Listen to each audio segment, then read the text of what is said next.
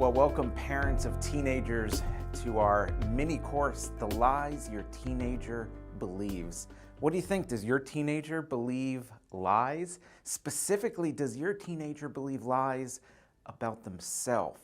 Well, I can almost guarantee you that the answer is yes. In fact, how do I know that? Because I think each of us, including myself, believe lies about ourselves. And this was something I didn't really recognize in my own life until I was in my 30s at some point. When I started looking back at some of the mindsets that I had, some of the belief systems that I carried, I recognized that they could actually be kind of dated back all the way to my teenage years. Things that I started believing, even lies that I started believing in my teenage years, carried over into my adulthood, into my 20s, into my 30s, and now at age 46, I probably still have a few there that I need to unearth or uncover from my teenage years. And that's why I think it's so important for teenagers to make sure that their mindset is positive, is healthy, is truthful, and that we identify, or we help them identify, the lies that they believe about themselves. So I'm going to go through a process of helping you help your teenager identify the lies that they believe about themselves, and then also how can you help your teenager begin eliminating those lies from their belief system. And my guess is, as you go through this process today, and then eventually go through this process with your own teenager, my guess is you're going to start identifying some lies that you believe about yourself, because I think every time I talk about this, every time I go through this process, and I've gone through this limiting belief process journey with many teenagers, every time I go through it, I recognize, oh, there's something else that I'm believing about myself. Here's another lie that I'm believing about myself. So it's healthy for you, it's healthy for me, and it's certainly healthy for your teenagers to go through this process. So let's first look at a term that I just used, and that term is limiting beliefs. Limiting beliefs are something we believe about ourselves, and here's the key to all of it, something we believe about ourselves that is not true. That is not true. It's something we believe about ourselves that is not true, which is preventing us or limiting us from being the best version of ourselves. It's something we believe about ourselves that is not true, that's preventing us or limiting us from being the very best version of ourselves. So how do we identify those limiting beliefs in our lives, or how do we help our teenagers identify those limiting beliefs in their lives, as well as how do we reduce them or minimize them or eliminate them? Well, we're going to go through a process today that I think is going to help you personally, and then also help you with your teenager. So before we start that process, let's kind of take a look at some catchphrases, if you will, some common ways that limiting beliefs start in our lives and in the lives of our teenagers. I can't is a big one. I can't do this, I can't do that. A lot of times, these are things that are simply not true. You can do this thing. You just believe that you can't. Or I'm too fill in the blanks. I'll never be as good as, or I'll never be able to, whatever it is. If only I could fill in the blanks. I'm going to fail. I just know it. I'm going to fail that test. That could never be me. I look at that person, that success that person's experienced, that could never be me. And I'm not blank enough to. I'm not tall enough. I'm not smart enough. I'm not skinny enough. I'm not good looking enough. Whatever it is, I'm not blank enough to. These are just some of the common ways that limiting beliefs begin. Not necessarily do they all start this way, but those are some common ways that we start our limiting beliefs. So how do we start destroying these limiting beliefs? Or in this context, how do we as parents or caregivers of teenagers help them begin destroying their limiting beliefs? Well, the first step is simply identify them, write them down. Have your teenager spend some time really kind of going through their belief systems, their mindset, and start identifying what are some lies that they believe about themselves that deep down they know are not true, but for some reason they believe that they are. Even though they deep down believe that they're not, they still believe that they are. Help them identify those, write them down. Now, my guess is your average teenager, actually I would say your average person, has many limiting beliefs, and you're probably not going to get to all of them in one sitting. I know I never got to all of them in just one sitting. So this is a starting point. Let's shoot for 2 or 3 or 4 limiting beliefs, lies that your teenager believes about themselves that are keeping them from being the best version of themselves. Have them identify them, have them write them down. Number 2, if you're a person of faith like I am, I would encourage you to pray through and encourage your teenager to pray through these limiting beliefs, that we can kind of harness the power of God, our Creator, to help us believe truth about ourselves. Because at the end of the day, God wants us believing truth about ourselves, not lies about ourselves. So if you or your teenager are people of faith, go to God in prayer about these limiting beliefs. Okay, here's the next one. Reframe your beliefs. And this one can seem a little tricky, but I'm going to go through some examples in a moment. What we're going to do is we're going to take that limiting belief and we're going to reframe it. We're going to kind of twist it and tweak it and turn it upside down and rewrite it in a way that it actually becomes a liberating truth. We go from a limiting belief to a liberating truth, something that is healthy and positive and true that we can start believing instead of this lie that we believe about ourselves. So we reframe it. And again, we'll go through a couple examples so this reframing concept begins to make more sense. All right, number 4, read your reframed beliefs daily. So after you've created your reframed beliefs, we don't want them just to sit out there on a piece of paper somewhere or on a computer that no one's ever going to see again. We want your teenager to read their reframed beliefs daily so that as they read it, as they think about it, as they memorize it, as they recite it, the truth of these reframed beliefs is sinking deep into their minds, deep into their soul, and they're genuinely beginning to believe actual truth about themselves. That the limiting beliefs that they identified previously are starting to disappear. They're starting to fade away in their mindset. And ultimately, that's what we want. So we have them read those reframed beliefs on a daily basis. Maybe they write them down on a Post-it note or an index card and they put it up on the wall of their bedroom or the bathroom. Maybe they put it on the lock screen of their phone or in a notes section on one of their devices. Wherever it is they're going to look at these reframed beliefs on a daily basis, that's where they want to put them.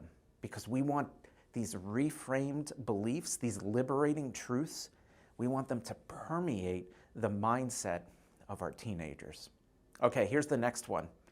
Tell someone your limiting beliefs. And this is kind of another way where you as the parent can really get involved in this process. We don't want to just send the teenager off by themselves. Hey, Johnny, hey, Susie, here's a process I learned from some guy named Arthur. Go do it. Hope everything turns out well. No, as parents, I want you to join in on this process with your teenager. In fact, even as they're identifying their limiting beliefs and reframing their beliefs, maybe you're doing the exact same thing and you're talking about it. So encourage your teenager as they're going through this process to tell you as the parent their limiting beliefs. And then tell you as the parent their reframed truths. There's an opportunity here as you share together, as you both share your limiting beliefs and you both share your reframed truth, there's an opportunity for you to grow together through this process. And that's a great bonus for this entire journey. Number 6, fight through them. It takes time. While yes, there is science behind this process, it's not a magic formula that suddenly just boom, everything is fixed. All the lies that you believe about yourself suddenly disappear because you went through a 6-step process and now everything is great. It takes time. So while you have your reframed beliefs and you kind of believe them, but you still kind of believe your limiting beliefs, you kind of have to almost fake it a little bit, not in a hypocritical way, not that you're even being fake with other people, but that you kind of need to lean into your liberating truths way more than your limiting beliefs. You need to really start thinking through your liberating truths and allow yourself to believe them a little bit more and a little bit more and a little bit more. And eventually, those limiting beliefs begin to just fade into the background. And that's what we want. So 6 steps. Identify the limiting belief, pray through them, reframe those beliefs, read the reframed beliefs daily, tell someone your limiting beliefs, and then just kind of, in a sense, fake it till you make it, fight through them. It takes some time.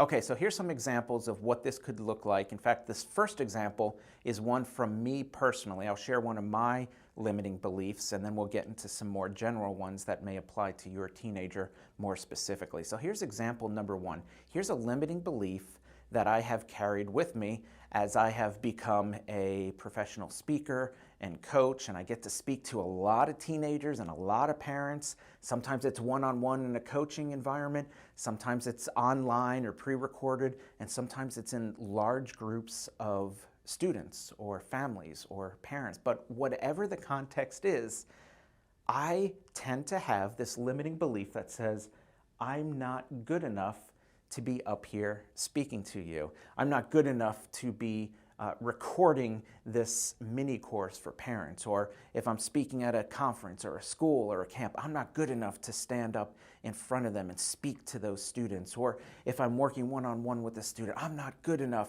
to coach this student and provide value that can transform their lives. Those limiting beliefs can really permeate my thinking if I let them. So the one thing I did is, one of the ways that I reframed this belief is to look at it this way. God will equip me to do everything He has called me to do.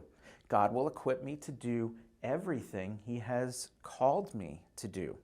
Now, if I believe that God has called me to be a coach, to be a teacher, to be a speaker for teenagers and for parents, then I've got to believe that He's going to equip me to do all of it.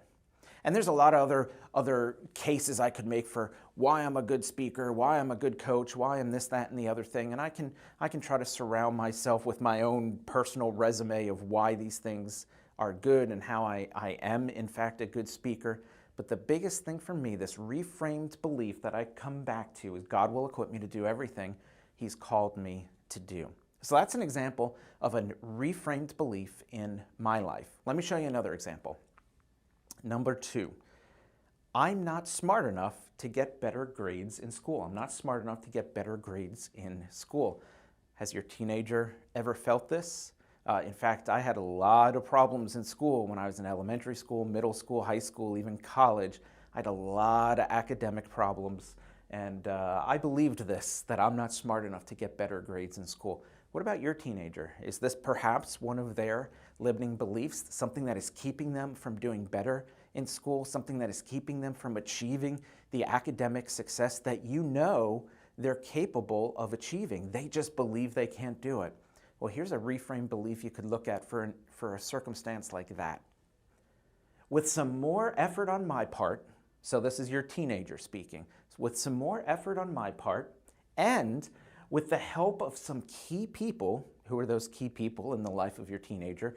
You as their parent, their teacher, perhaps a school guidance counselor, perhaps a life coach like myself, perhaps a tutor, whatever the case is, with the help of some key people, I'm smart enough to get much better grades in school. I'm not just smart enough to get better grades, I'm smart enough to get much better grades. Yeah, I might have to put in a little bit more effort, and yeah, I might have to surround myself with some people who can support and help me through this journey, but I am smart enough to not just get better grades, but much better grades. You see the difference there? Can you imagine if your teenager embraced this reframed belief? versus this limiting belief, how much do you think their success at school would skyrocket if they truly believe and act upon this reframed belief? Make sense? Let's do one more example. Here's example number 3.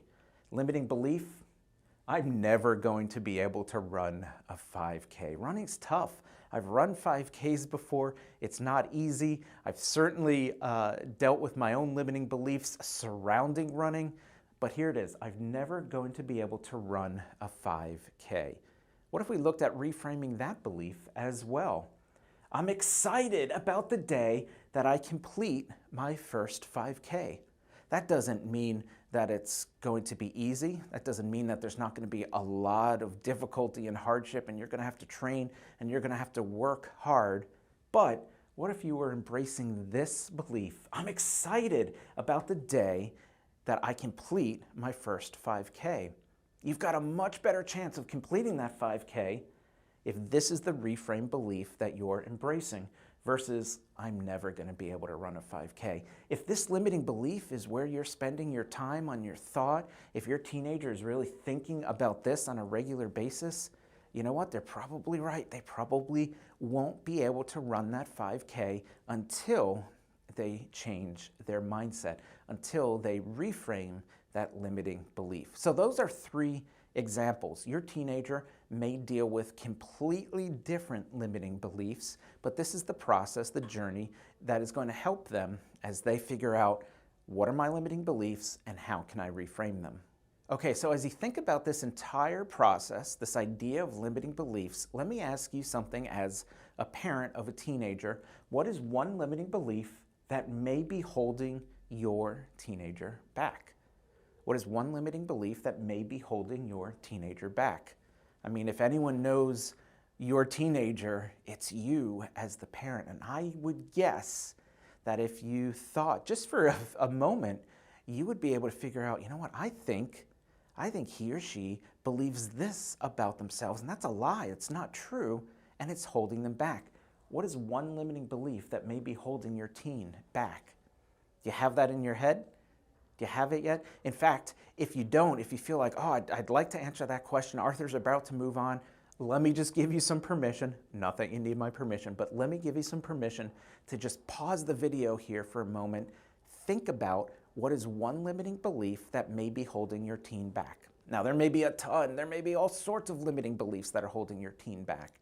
But try to come up with one that you can identify and say, I believe that Johnny or Susie is being held back because of this lie that they believe about themselves. So then the follow-up question to that becomes, how can you as a parent help your teen reframe this limiting belief? So however you answered this first question, whatever that limiting belief is, how can you help your teen reframe that? How can you help your teen turn this into a liberating truth, a concept, a truth that they can embrace, that they can allow to permeate their mind so that this limiting belief will no longer hold them back? What's a reframed belief that you can offer up to your teenager? And again, if you need an extra moment, by all means, pause this video. Okay, so hopefully this is all making sense. Hopefully by now you've come up with at least one limiting belief you believe your teenager possesses. You've come up with one reframed belief that you think you can present to your teenager. And ultimately the goal of today is to help you as a parent to engage in a discussion with your teenager about the lies they believe about themselves. Now, it's up to you whether or not you introduce the exact concept of limiting beliefs, whether you go through the 6 steps or not, but rather the big idea of helping your student understand, helping your teenager understand that they do believe lies about themselves and those lies are holding them back. I'd love to see you have those conversations because it could completely transform the life of your teenager. In fact, as a life coach, I'm always available to you for support, to work with your teenager in areas like this. So if you have these initial conversations and you want a little extra support, you want me to come alongside you and partner with you and work with your teenager on their limiting beliefs, I'm happy to do that. That's one of the things I get to do as a life coach for teenagers is work with them one-on-one in a virtual environment to help them identify and eliminate the limiting beliefs in their life. And I'd be happy to partner with you as their parent to get them to that point. In fact, let me offer you 3 invitations at this point to connect a little further with me so that this isn't just a one-time video, but that we can continue to stay connected for the betterment of your teenager. Number one, if we're not friends on Facebook, by all means, scan the QR code and send me a friend request. I'd be happy to stay connected. Number two, we also have a parent Facebook group, free group of parents of teenagers. And this is a great way not just to connect with me and see some of the other resources we have available, but also to connect with other parents who may be going through the exact same thing that you're going through, or maybe their teenager is going through the exact same thing your teenager is going through. Go ahead and scan this QR code. It'll send you right to the group and you can join absolutely free. And then finally, go ahead and book a free consultation with me. We'll jump on a Zoom call for about 20-25 minutes, and we'll just talk about what it could look like for me to partner with you as I coach your son, your daughter, age 13 to 19, in a one-on-one virtual coaching environment. My desire is to partner with parents like you to help their teenagers develop healthy mindsets and strategic methods for incredible success. And I love doing that. So if you're interested in pursuing any of these additional connections, please feel free to do that. Scan the QR codes, and it'd be my privilege to continue helping however I can. Well, guys, that's all I have for you today. Hopefully this was extremely valuable. I'd love to hear how your conversations with your teenagers go. And I'd love to maybe even know if there was something as you were working with your teenager, something even came up in your own mind that you were saying, you know what, Arthur, I actually identified some limiting beliefs in my own life. Here's how they've been reframed. That would be exciting to hear. In any case, thanks again. Have a great day, and I'll talk to you later. Bye-bye.